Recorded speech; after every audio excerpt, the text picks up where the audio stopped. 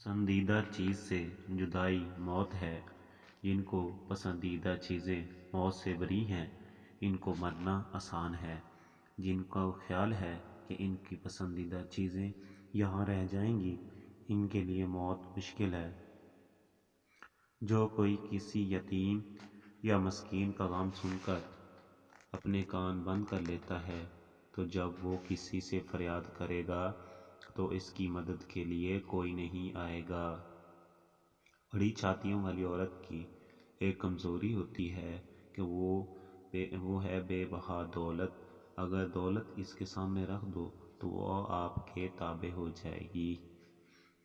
خاوند کو غلام بنانے والی بیوی آخرکار غلام کی بیوی کہلاتی ہے، جبکہ عقل مند بیوی اپنے خاوند کو بادشاہ بناتی ہے اور خود اس کی ملکہ بنتی ہے۔ جب انسان کے دوست اس کے دشمن میں کوئی فرق باقی نہ رہے تو اسے جینے اور مرنے کے درمیان کیا فرق معلوم ہوگا؟